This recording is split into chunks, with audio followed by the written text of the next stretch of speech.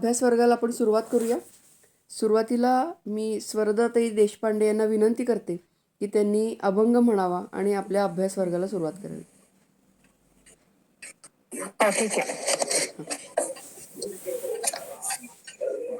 टाळ बोलची पळीला नाच माझ्या संग, टाळ बोलची पळीला नाच माझ्या संग, देवाजीच्या दारी आज रंगला भंग, देवाजीच्या दारी आज रंगला भंग, दरबारी आले रंक आणि राव, दरबारी आले रंक आणि राव, सारे करूप नाही भेदभाव, सारे करूप नाही भेदभाव, नाचू गाऊ सारे, नाचू गाऊ सारे, होनिया दंग, देवाजीच्या दारी आज रंगला भंग, देवाजीच्या दारी आज रंगला भंग, जनसेवे पायी कायाजी जवावी, जनसेवे पायी कायाजी जवावी, गाव सोसुनिया मनेरी जवावी, गाव सोसुनिया मनेरी जवावी, ताल देऊनी हा बोलतो मृदंग, ताल देऊनी हा बोलतो मृदंग, देवाजीच्या दारी आज रंगला भंग, देवाजीच्या दारी आज रंगला भंग, ब्रह्मानंदी देह बुडुनिया जाई, ब्रह्मानंदी देह बुडुनिया जाई, एक एक खांब वार करी होई, एक एक खांब वार करी होई, कैलासाचा नाथ, कैलासाचा नाथ झाला पांडुरंग, देवाजीच्या दारी आज रंगला भंग, देवाजीच्या दारी आज रंगला भंग, हरी भजनाचे सुख मी लुटावे, हरी भजनाचे सुख मी लुटावे, गात गात माझे डोळे मी मिटावे, गात गात माझे डोळे मी मिटावे, नका करू कोणी समाधीचा भंग, नका करू कोणी समाधीचा भंग, देवजीच्या दारी आज रंगला भंग, देवाजीच्या दारी आज रंगला भंग, टाळ बोलची पळीला नाच माझ्या संग, टाळ बोलची पळीला नाच माझ्या संग, देवजीच्या दारी आज रंगला भंग, देवाजीच्या दारी आज रंगला भंग. छान छान सुरुवात झाली. स्वरदातांनी छान अभंग म्हटला. मी आता सुचिताला विनंती करते की तिने 16वा श्लोक आणि तिच्या माऊलींच्या ओव्या ह्याचं वाचन करावं. नमस्कार. श्लोक 16. तत्रैवं सति कर्तारम् आत्मानं केवलं तु यः पश्यत्यकृतबुद्धित्वान् न स पश्यति दुर्मतिः. माऊलींच्या ओव्यांचं वाचन करते. एवं पंचकारणा कर्मा पाचही हेतू हे सुमहिमा आता येथे पाहे पा आत्मा सापडला असे भानू न होनी रूपे जैसी चक्षुरूपा ते प्रकाशी आत्मा न होनी कर्मे तैसी प्रकटित असे गा पाही प्रतिबिंब आरिसा दोन्ही न होनी विरेशा दोही ते प्रकाशी जैसा न्याहाळिता तो का अहोरात्र सविता न होनी करी पंडुसुता तैसा आत्मा कर्म करता न होनी दावी परी देहाहम मान भुली जयाची बुद्धी देहीच आतली जया आत्माविषयी झाली मध्यरात्री जेणे चैतन्य ईश्वरा ब्रह्मा देहेची केले परमसीमा तया आत्मा करता हे प्रमा अलोट उपजे आत्माची करता हाही निश्चयो नाही तत्वता देहोची मी कर्म करता मानी तो साच जो आत्मा मी कर्माती तू सर्व कर्म साक्षी भूतू हे आपली कही मातू नायकेची कानी म्हणून उपमा आत्मया ते देह चिवरी मविजय येथे विचित्र काही रात्री दिवसा ते डुडुळ न करी पै जेणे आकाशीचा कही साचू सूर्य देखिला नाही तो थिल्लरीची बिंब काही मानू न लाहे थिल्लराचे नी जालेपणे सूर्यासी आणि होणे तयाच्या नाशी नाशणे कंपे कंपू आगा निद्रिता चेवो नये तव स्वप्न साच हो लाहे रज्जू नेणता सापा बिहे विस्मो कवण जव कवळ आथी डोळा तव चंद्रू देखावा की पिवळा काय मृगी ही मृगजळा भाळावे नाही तैसा शास्त्र गुरुचे नावे जो वाराही टेको नेदी सिवे केवळ मौढ्याचे नीची जीवे जियाला जो तेणे देहात्मदृष्टीमुळे आत्मया घापे देहाचे जाळे जैसा अभ्राचा वेगू कोल्हे चंद्रिमानी मग तया मानण्यासाठी देह बंदिशाळे किरीटी कर्माच्या वज्रगाठी कळासे तो पाहे पा बंध भावना दृढा नळी येवरी तो बापुडा काय मोकळे याही चवडा न ठकेची पुस्ता म्हणून निर्मळे आत्मस्वरूपी जो प्रकृतीचे केले आरोपी तो कल्पकोडीची मापी मवीची कर्मे आता कर्मा माझी असे परी तया ते कर्म न स्पर्शे वडवा नळा ते जैसे समुद्रोदक तैसे वेगळेपणे जयाचे कर्मी असणे तो कीर जाणावा कवणे तरी सांगो जे मुक्ता ते निर्धारिता लाभे आपलीच मुक्तता जैसा दीपे दिसे पाहता आपुली वस्तू नाना आरिसा जव उटिजे तव आपण भेटिजे का पाणी पावता पाणी होईजे लवणे जेवी हे असो परतोनी मागुते प्रतिबिंब पाहे बिंबाते तव पाहणे जाऊनी आईते बिंबची होय तैसे हारपले आपण पे पावे तै संता ते पाहता गिवसावे म्हणून निवानावे ऐकावे त्याची सदा तरी कर्मे असोनी कर्मे जो नावरे समे विषमे चर्मचक्षुचे सामे दृष्टी जैसी तैसा सोडवला जो आहे तयाचे रूप आता पाहे उपपत्तीची बाहे उभवनी सांगो. सुरुवात करूया आपण. ब्रह्मानंदं परमसुखदं केवलं ज्ञानमूर्तिं द्वन्द्वातीतं गगनसदृशं तत्त्वमस्यादिलक्ष्यम् एकं नित्यं विमलमचलं सर्वधी साक्षिभूतं भावातीतं त्रिगुणरहितं सद्गुरुं तं नमामि. गुरुर्ब्रह्मा गुरुर्विष्णू गुरुर्देवो महेश्वरा गुरुः साक्षात् परब्रह्म तस्मै श्री गुरवे नमः. अलंकापुरी पुण्यभूमी पवित्र तिथे नांदतो ज्ञान राजा सुपात्र तया आठवीता महापुण्यराशी नमस्कार माझा सद्गुरु श्री ज्ञानेश्वरासी. आपण सध्या 18वा अध्याय अभ्यासत आहोत आणि आतापर्यंत आपण 15 श्लोक 18व्या अध्यायातले बघितले. आता आपण आज 16वा श्लोक बघणार आहोत.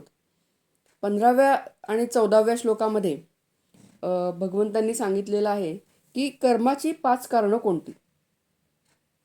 मग एक म्हणजे अधिष्ठान म्हणजे शरीर. या शरीराच्या माध्यमातूनच आपण कर्म करत जातो, त्यामुळे शरीर हे एक कारण सांगितलेलं आहे. कर्ता म्हणजे जीव. तिसरं कारण म्हणजे ज्ञानेंद्रिय, कर्मेंद्रिय, मन, बुद्धी म्हणजे करणम. आणि चौथं म्हणजे इंद्रियांचे निरनिराळे विषय. हे जी 5 ज्ञानेंद्रिय आहेत, त्या ज्ञानेंद्रियांचे 5 विषय किंवा कर्मेंद्रियांचे विषय हे चौथं कारण आहे. आणि 5वं कारण म्हणजे प्रत्येक इंद्रियाची देवता म्हणजेच दैवम. म्हणजे ही या 5 कारणांमुळंच कुठलंही कर्म हे घडतं. मग आता इथं ह्या श्लोकामध्ये भगवंत काय म्हणत आहेत की तत्रैवं सती कर्तारम आत्मानं केवलम तु यः पश्यत्यकृत बुद्धित्वान न स पश्यती दुर्मती. म्हणजे असं असताना संस्कारविहीन बुद्धी असल्यामुळे दुर्मती म्हणजे संस्कारविहीन बुद्धी असल्यामुळे किंवा अज्ञानी असं म्हणू आपण, जो शुद्ध आत्म्यालाच कर्ता असे समजतो तो मूढ होय.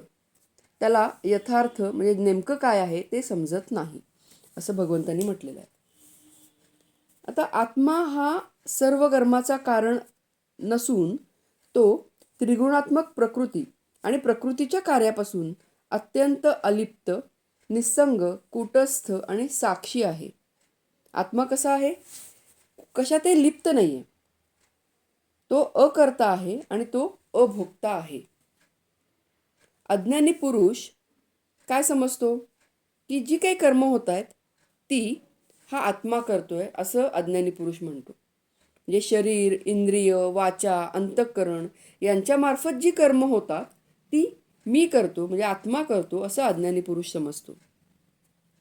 अहंकार विमूढ आत्मा कर्ताहमिति मन्यते. प्रत्यक्षामध्ये सर्व कर्म ही उपाधिजन्य आहेत. उपाधिजन्य म्हणजे काय की कुठलंही कर्म करायचं असेल तर काहीतरी उपाधी पाहिजे. उपाधी असल्याशिवाय ते कर्म होऊ शकत नाही. आणि म्हणून ही उपाधी कुठली आहे मग? तर हे शरीर हे एक उपाधी आहे आणि त्या शरीराच्या माध्यमातून कर्म केलं जातं. किंवा ही पंचज्ञानेंद्रिय, पंचकर्मेंद्रिय ही सुद्धा उपाधी आहे. म्हणजे कुठली तरी उपाधी कर्म करण्यासाठी आवश्यक आहे. आणि ही कर्म कोण करतं? तर प्रकृती ही करवून घेत असते. आत्मा कधीही कर्म करत नाही. आत्म्याचं काय काम आहे? तर आत्मा हा साक्षी आहे. आत्म्याच्या केवळ सान्निध्यामुळे त्रिगुणात्मक प्रकृती ही कार्यान्वित होते. म्हणून म्हटलेलं आहे की मयाध्यक्षेण प्रकृती सूयते सचराचरम. म्हणजे प्रकृतीच्या कोणत्याही कर्माने आत्मा कधीही लिप्त, स्पर्शित किंवा विकारी होत नाही. तो कसा आहे आत्मा? तर तो नित्य आहे, कूटस्थ आहे, असंग आहे, चिद्रूप आहे आणि साक्षी चैतन्य स्वरूपानेच तो राहतो. आता आत्मा आणि अनात्मा ह्याचं अत्यंत सूक्ष्म स्वरूप आहे. अनात्मा म्हणजे काय? जो आत्मा नाही तो अनात्मा. मग शरीर, मन, इंद्रिय अगदी हे आपल्या आजूबाजूचं जग, विश्व हे सगळं हे अनात्म्यामध्ये येतं. कारण ते नाश पावतं. आत्मा हा नाश पावत नाही, तो नित्य आहे. आणि अज्ञानी पुरुष अनात्म्याच्या सान्निध्याने तादात्म्य पाहून कर्तृत्व आणि भोक्तृत्व हे आत्म्यावर आरोपित करतात. म्हणजे मी करता, मी भोगता असं ते समजतात. इथं मी म्हणजे आत्मा असं गृहीत आहे. त्यामुळं अज्ञानी मनुष्य काय म्हणतो की मी स्नान केलं. आता व्यवहाराच्या दृष्टीने हे योग्यच आहे. आपण असं काही म्हणत नाही की माझ्या देहाने स्नान केलं असं आपण म्हणत नाही. हे आपली एक आयडेंटिटी आहे आणि त्या दृष्टीनं आपण नेहमी व्यवहारात मी हा शब्द वापरतो. त्यामुळे आपण काय म्हणतो? मी स्नान केलं, मी भोजन केलं, किंवा मी गोरा, मी काळा, किंवा मी डॉक्टर, किंवा मी वकील, किंवा पुढं जाऊन मी सुखी, मी दुःखी. अशा प्रकारच्या मी करता, मी भोगता अशा या भावना ह्या निर्माण केल्या जातात. आणि हे कोण करतं? तर दुर्मती, म्हणजे ज्याची बुद्धी विपरीत आहे. आणि हीच अनात्म बुद्धी ही जन्म मरणाला कारणीभूत ठरते असं भगवंत म्हणतात. कारण काय होतं की अशा बुद्धीमधूनच काय होतं, वेगवेगळे संकल्प होतात की मला हे हवं, मला ते हवं, किंवा हे या पद्धतीनं इच्छा म्हणजे पुत्रेच्छा, वित्तेच्छा आणि लोकेच्छा ह्या इच्छांमधूनच आपल्याकडून कर्म ही घडत असतात. म्हणजे संकल्पामधून कामना निर्माण होतात. कामना म्हणजे इच्छा, आणि कामनेमधून ते कर्म घडत असतं. मग कर्मामधून काय होतं, कर्म फळ मिळतं, आणि कर्मफळामधून पुन्हा संकल्प निर्माण होतात. म्हणजे हे असं चक्र आहे की अनात्म बुद्धी म्हणजे ही योग्य नसलेली बुद्धी असं म्हणू आपण. तर ही अनात्म बुद्धी, त्यामधून संकल्प निर्माण झाले, संकल्पामधून कामना निर्माण झाल्या, कामनेमधून कर्म निर्माण झालं, कर्मामधून कर्मफळ, आणि कर्मफळामधून पुन्हा संकल्प. म्हणजे जन्म मरणाच्या फेऱ्यामध्ये मनुष्य या पद्धतीनं अडकत जातो. आता ही बुद्धी म्हणजे कसं आहे, तर आचार्यांनी एक दृष्टांत दिलेला आहे की ज्याच्या डोळ्यामध्ये दोष आहे असा मनुष्य एका चंद्राच्या ठिकाणी अनेक चंद्र पाहतो, किंवा प्रत्यक्षामध्ये ढग धावत असतात. जर आपण आकाशामध्ये बघितलं तर काय आहे की ढग धावत आहेत, पण चंद्र तिथं मध्ये आहे, तर आपल्याला काय वाटतं की चंद्रच धावतोय की काय. अशा पद्धतीनं ही बुद्धी, हा दृष्टांत आचार्यांनी दिलेला आहे. किंवा नावेत बसलेली एखादी व्यक्ती, आणि किनाऱ्यावर काय होतं, नावेत बसल्यानंतर नाव सुरू झाली, आता नाव चालतीये, पण त्या व्यक्तीला काय वाटतं, किनाऱ्यावरची झाडं डोंगर पळत असल्यासारखं भासतं. त्याप्रमाणे अज्ञानी पुरुष सर्व पाहूनही विपरीत स्वरूपाने पाहतो. तर माऊलींनी बरेच दृष्टांत ह्या संदर्भात दिलेले आहेत. माऊली काय म्हणतात की सूर्य उगवला की आपली कर्म सुरू होतात, आणि सूर्य मावळला की आपली कर्मे ही थंडावतात. आता इथं सूर्य काय करतोय का, सूर्य काहीच करत नाही, पण सूर्याबरोबर आपली कर्म सुरू होतात किंवा थंडावतात हे मात्र होतं. म्हणजे त्याच्या असण्यामुळं कर्म घडतात, तसंच आत्म्याच्या असण्यामुळं कर्म घडतात. आत्मा काहीच करत नाही. किंवा आणखीन एक दृष्टांत पुढे माऊलीने दिलाय की एखादी व्यक्ती आरशात बघतीये. आता आरशात पाहणारा हा प्रतिबिंब आणि आरसा या दोन्हीहून वेगळा आहे. म्हणजे मी जर आरशात पाहत असेल तर माझं जे प्रतिबिंब आहे ते म्हणजे मी नाही आहे, किंवा आरसा म्हणजे मी नाही आहे, तर मी माझं प्रतिबिंब आणि आरसा या दोन्हीहूनही वेगळी आहे. पण माझ्यामुळं आरशामध्ये प्रतिबिंब पडलेलं आहे. तसं हे आत्म्याचं दृष्टांत हा माऊलीने दिलेला आहे. किंवा पुढे आणखीन काही दृष्टांत आहेत की सूर्यामुळंच दिवस आणि रात्र होतात, पण सूर्य म्हणजे दिवस नाहीये, किंवा सूर्य म्हणजे रात्रही नाहीये. त्याप्रमाणे आत्मा हा कर्म आणि कर्माचा करता न होता त्या दोघांचे प्रकाशन करतो. म्हणजे आत्म्यामुळं कर्म घडतंय, आत्म्यामुळं कर्ताही आहे, पण आत्मा म्हणजे कर्म नाहीये आणि आत्मा म्हणजे कर्ताही नाहीये, पण दोघांचं प्रकाशन मात्र आत्मा करतोय. याच्यासाठी सगळ्यात चांगला दृष्टांत म्हणजे सूर्याचा आहे. अज्ञानी मनुष्य देह म्हणजेच मी असं समजतो, आणि अज्ञानी मनुष्य त्यामुळं काय होतं, अपरिमित आत्म्याला देहाने मर्यादित करतो. खरं म्हणजे आत्मा हा मर्यादित आहे का, तर आत्मा हा मर्यादित नाही आहे, कारण तो परब्रह्म परमात्म्याचा अंश आहे. म्हणजे अहम ब्रह्मास्मी आणि सर्वम खल्विदम ब्रह्म हे जे आहे बोधवाक्य, हे आपल्याला शब्दांनी माहिती आहे, पण आपल्या संतांनी हे अनुभूतीनं जाणलेलं आहे. आता हा फरक का बरं येतो की आम्हाला हे जाणवू का नाही शकत, तर ह्याचं मागचं सायन्स असं आहे की आपला मेंदू, हा मेंदूचा जो प्रगत भाग आहे त्याला प्री फ्रॉन्टल कॉर्टेक्स म्हणतात. तर आपल्या प्री फ्रॉन्टल कॉर्टेक्समध्ये एक मॅप तयार झालेला आहे. त्या मॅपमध्ये काय फीड आहे की माझा देह म्हणजे मी, हे माझ्या प्री फ्रॉन्टल कॉर्टेक्समध्ये फीड झालेलं आहे. जसं आपण कॉम्प्युटरमध्ये एखादी गोष्ट फीड करतो, आता ती कॉम्प्युटरमध्ये एखादी गोष्ट फीड झाली की ती त्याच पद्धतीनं वागत जाते, कॉम्प्युटर त्याच पद्धतीनं ॲक्शन्स घेतो.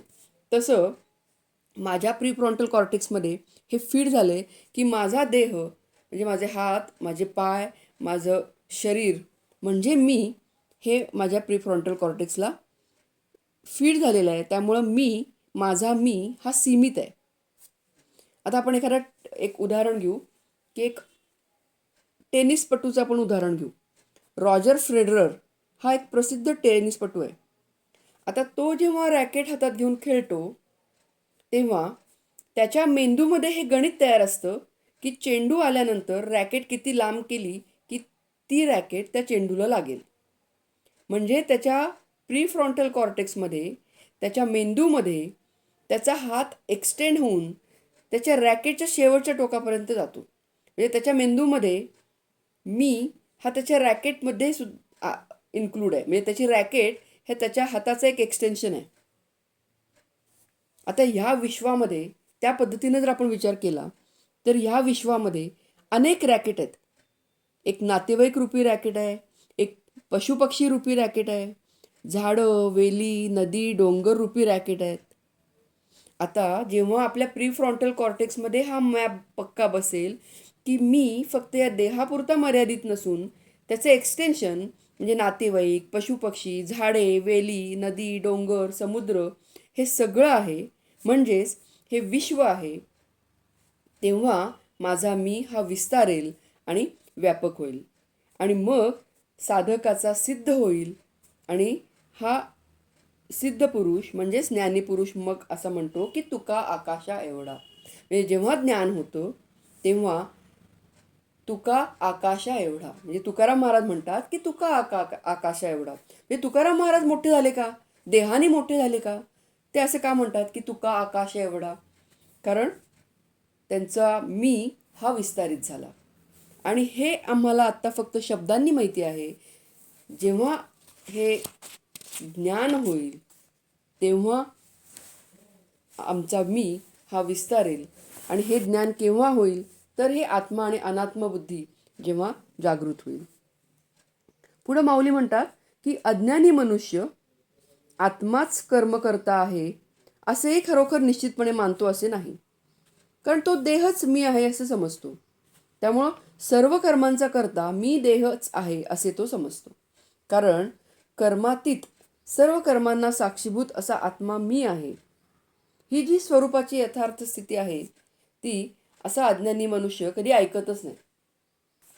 म्हणजे बरेचदा असं होतं बघा की हे आत्मा, अनात्मा हे शब्द जरी ऐकले तरी असं काहीतरी वेगळंच काहीतरी आहे असं वाटायला लागतं. तर असं हे अज्ञानी मनुष्याचं आहे असं माऊलींनी म्हटलेलं आहे. पुढं माऊली बरेच दृष्टांत देतात, ते आपण पटपट बघूया. की घुबड काय होतं, दिवसालाच रात्र मानते. कारण घुबडाला दिवसा दिसत नाही, त्यामुळे त्याला काय वाटतं की दिवसा रात्र आहे. किंवा ज्याने आकाशातील खरा सूर्य केव्हा पाहिलाच नाहीये तो डबक्यात पडलेले सूर्याचे प्रतिबिंब हाच खरा सूर्य मानतो. आता ही दृष्टांत माऊलींनी का दिलेले आहेत की अज्ञानी मनुष्य आत्मा सगळी कर्म करतोय असं मानतो.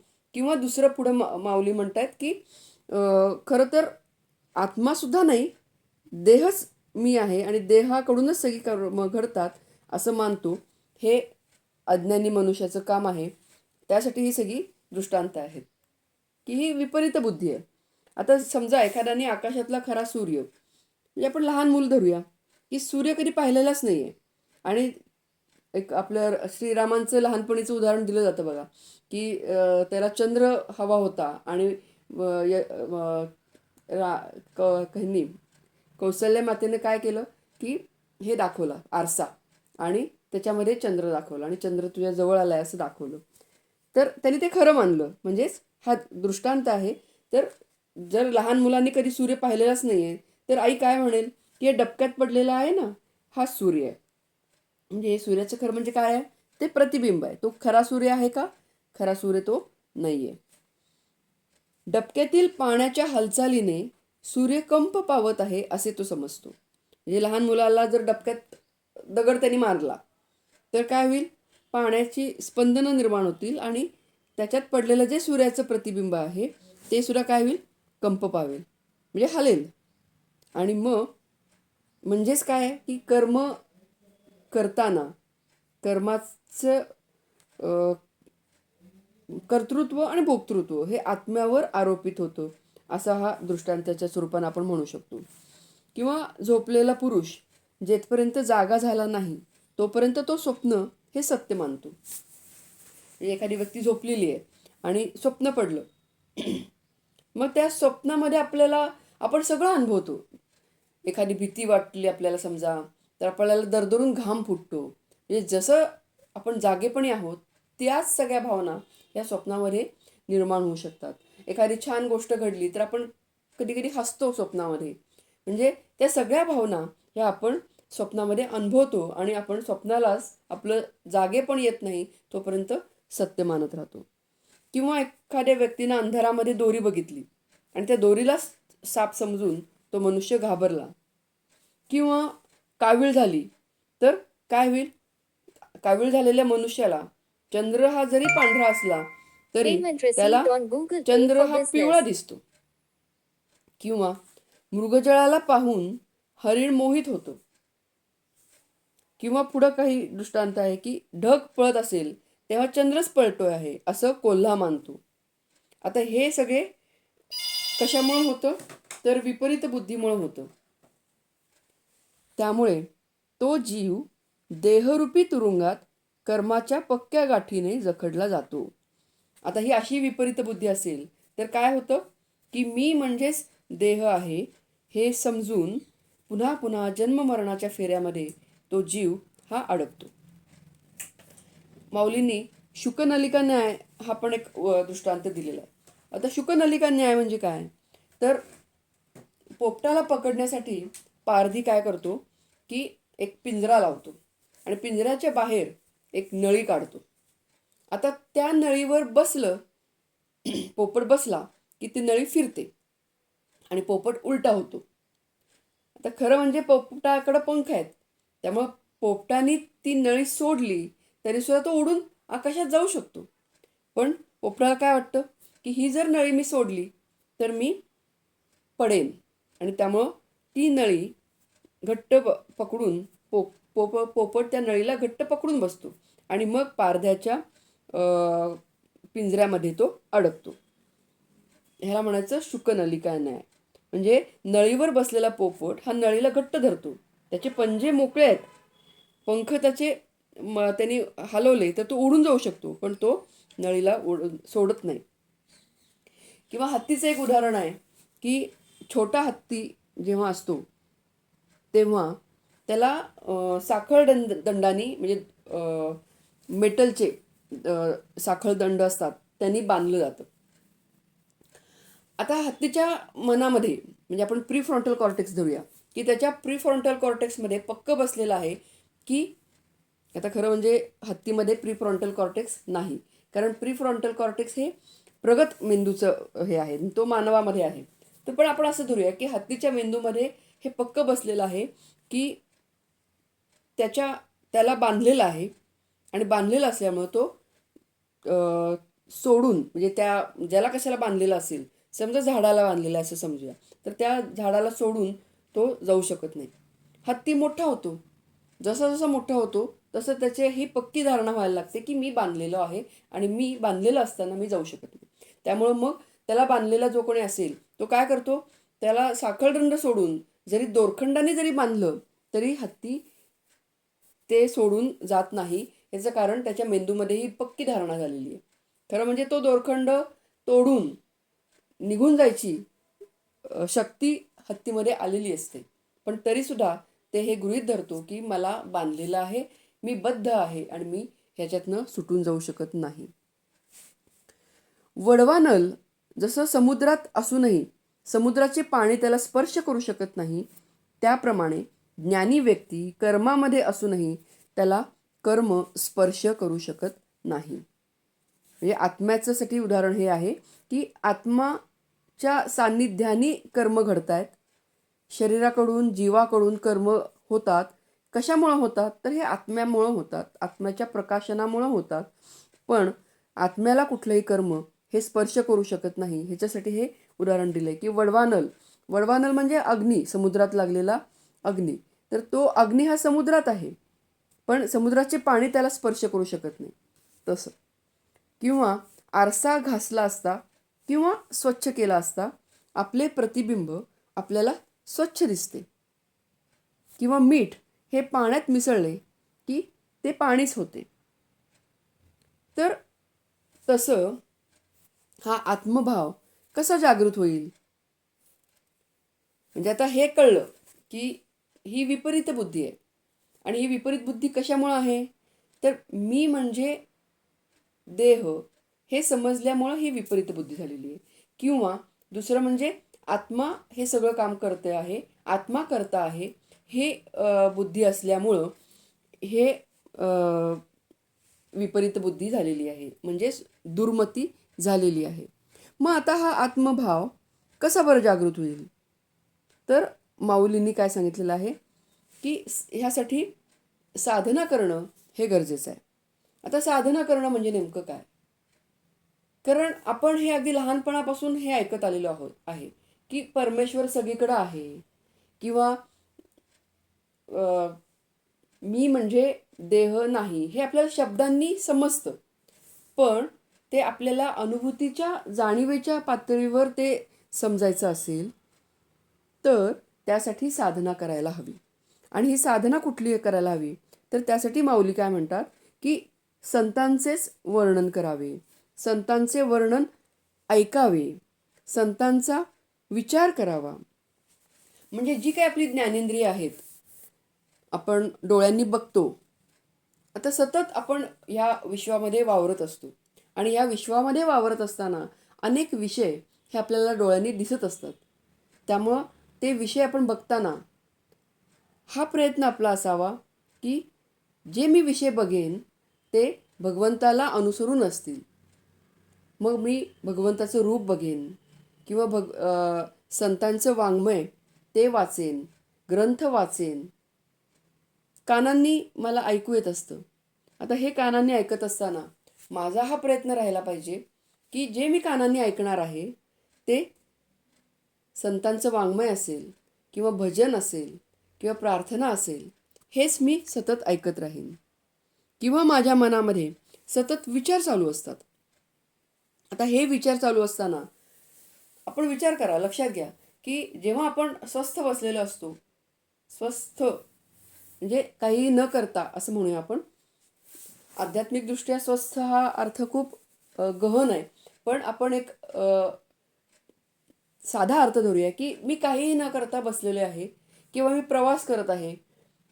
अशा वेळेला माझं शरीर शांतपणे बसलेलं असतं, पण माझं मन हे शांतपणे बसलेलं नसतं आणि ते सतत कुठेतरी धावत असतं. म्हणजे आत्ता ह्या क्षणी ते वाईमध्ये असेल, दुसऱ्या क्षणी मग ते पुण्यामध्ये पोचलेलं असेल, तिसऱ्या क्षणी ते बेंगलोरमध्ये पोचलेलं असेल, त्यानंतर ते हैदराबादमध्येही पोचलेलं असेल. अशा पद्धतीनं माझं मन हे सतत इकडे तिकडं धावत आहे. आणि या मनामध्ये सतत विचार कुठले असतात? हे आपल्या प्रापंचिक आयुष्यातलेच विचार हे सतत असतात. आणि बऱ्याचदा आपल्या पूर्वी जे काही घडलेलं आहे त्याबद्दलचे विचार असतील किंवा भविष्यामध्ये काहीतरी जी चिंता मला सतत सतावत असते त्याबद्दलचे विचार असतील. आणि हे विचार हे सतत मनामध्ये असल्यामुळं मन एव मनुष्याणाम कारणम बंध मोक्षयोः असं म्हटलेलं आहे. म्हणजे मनामध्ये सतत विचार कुठले आणलं पाहिजेत? तर सतत माऊली म्हणतात संतांचाच विचार करावा. म्हणजे काय करावं की जाणीवपूर्वक, गोंदवलेकर महाराजांनी सांगितलेलं आहे की मनाला नामस्मरणाने बांधून ठेवा. मनाला त्यांनी माकडाची उपमा दिलेली आहे. माकड जसं एका झाडावरून दुसऱ्या झाडावर, दुसऱ्या झाडावरून तिसऱ्या झाडावर उड्या मारत राहतं, तसं मन हे सुद्धा एका विषयावरून दुसऱ्या विषयावर, तिसऱ्या विषयावर हे सतत जात राहतं. आणि त्यामुळं मनाला जर लगाम घालायचा असेल तर काय करणं गरजेचं आहे? त्याला कुठेतरी बांधून ठेवलं पाहिजे. दोन अचल वस्तू ह्या एकत्र आल्या तर त्या स्थिर राहू शकत नाही. आणि म्हणून मन हे स्थिर नाही आहे, ते भरकटणारं आहे. मग मन कशावर गुंतवायचं? तर मन हे स्थिर वस्तूवर गुंतवावं, म्हणजेच भगवंतावर ते गुंतवावं. म्हणजे काय करावं? तर मग त्यासाठी साधना करा. नामस्मरण करा. जर तुम्ही रिकामे आहात तर कुठलाही विचार मनामध्ये न येऊन देता जाणीवपूर्वक नामस्मरण करा, ध्यान करा. आणि ह्याच्यामुळं काय होईल की ह्यामुळं ही जी विपरीत बुद्धी आहे ती हळूहळू हळूहळू शांत व्हायला लागेल.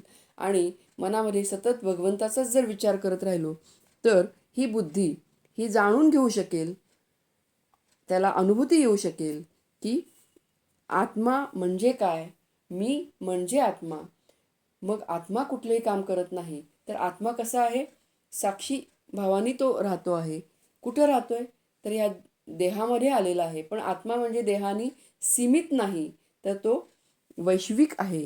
ही अनुभूती कधी येऊ शकेल तर हे सतत ह्याचं चिंतन केलं, मनन केलं आणि निधिध्यासन असेल तर आणि तरच ह्याची अनुभूती येऊ शकेल असं माऊली म्हणतात.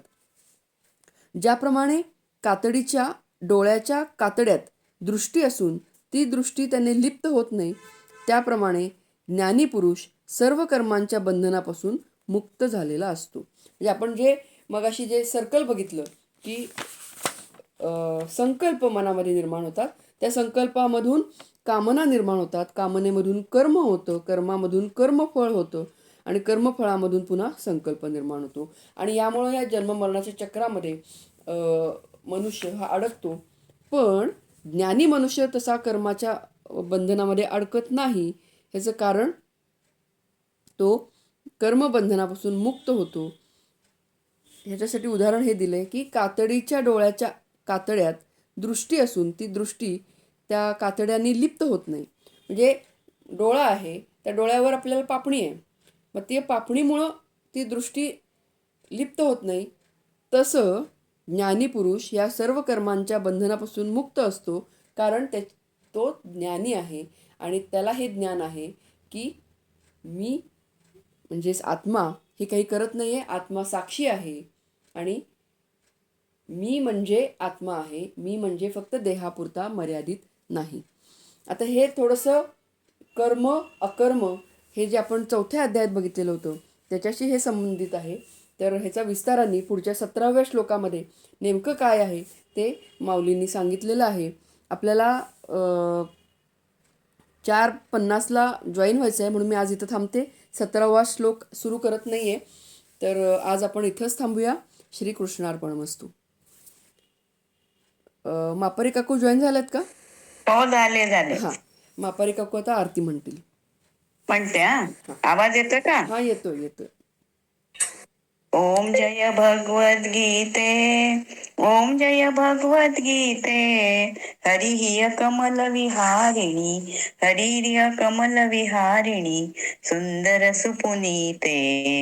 ओम जय भगवद गीते. कर्म सुकर्म प्रकाशिनी, कामासक्ती हरा, कामासक्ती हरा. तत्वज्ञान विकासिनी, तत्वज्ञान विकासिनी, विद्या ब्रह्मपरा. ओम जय भगवद गीते, ओम जय भगवद गीते. निश्चल भक्ती विदायिनी, निर्मल मलहारी, निर्मल मलहारी. शरण रहस्य प्रदायिनी, शरण रहस्य प्रदायिनी, सबविधि सुखकारी. ओम जय भगवद गीते, ओम जय भगवद गीते. राग द्वेष विदारिणी, कारिणी मोद सदा, कारिणी मोद सदा.